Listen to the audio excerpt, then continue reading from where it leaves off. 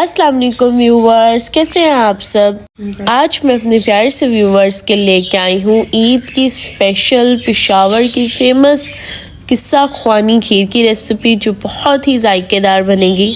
ये रेसिपी बहुत ही मज़ेदार बनेगी। आपको खा के ऐसे लगेगा कि आप शाही कुल्फ़ा खा रहे हो। आपने इस रेसिपी को मेरे कहने पे इसे ज़रूर ट्राई करना है, क्योंकि ये बहुत ही जल्द और बहुत ही मज़े की बनती है। और चलें अब हम अपनी रेसिपी स्टार्ट करते हैं। बिस्मिल्लाहिर्रहमानिर्रहीम। यहाँ पे देखिए हम लोगों ने ले लिया है पैन, उसमें मैंने ऐड कर दिया है 4 कप मैंने वाटर इसमें ऐड किया है, और सोक्ड हमने राइस ऐड किए हैं 3 to 4 कप, जिसे मैंने सोक करके रख दिया था। तो अब यहाँ पे आप देख सकते हैं कि हम लोगों ने इसे बॉईल करने के लिए इसे रख दिया है। और अब यहाँ पे जब ये देखें इस तरह से हमारे कुक हो जाएंगे, तो हम लोगों ने इसे फुल कुक नहीं करना, इसे हम लोगों ने ओनली 80% कुक करना है। और 80% कुक करने के बाद हम लोगों ने इसे निकाल लेना है ब्लेंडर में।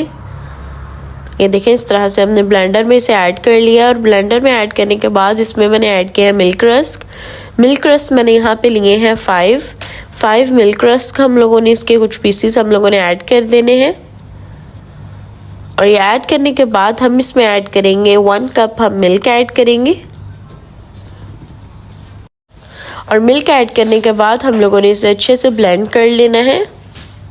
इस तरह से देखिए हम लोगों ने 2-3 मिनट्स हम लोगों ने इसे अच्छे से ब्लेंड करना है। जब ये इस तरह से हो जाएगा, फिर हम इसे साइड पे थोड़ा सा रूम टेम्परेचर पे लाने के लिए इसे साइड पे रख देंगे।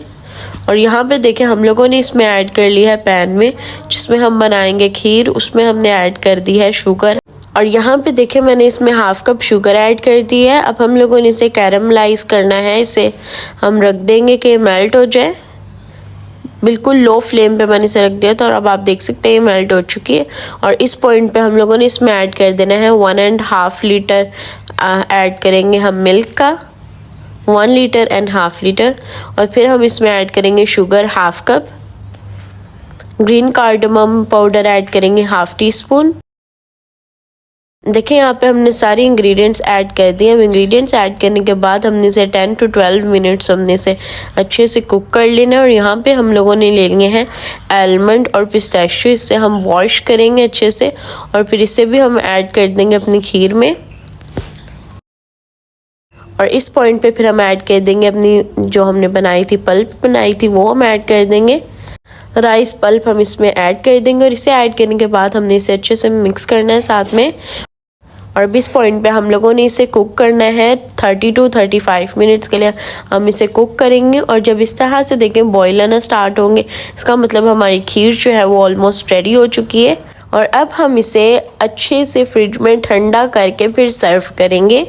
और इस ईद पे मेरी इस रेसिपी को ज़रूर ट्राई करिएगा, और फिर मुझे बताइएगा कि आपको मेरी ये रेसिपी कैसी लगी। और अगर आपको मेरी रेसिपी अच्छी लगी तो इस रेसिपी को लाइक करें, शेयर करें एंड सब्सक्राइब करें। और कमेंट बॉक्स में ज़रूर बताइएगा कि आपको मेरी रेसिपी कैसी लगी। और अपनी दुआओं में याद रखिएगा, अपना ख्याल रखिएगा। अल्लाह हाफिज़।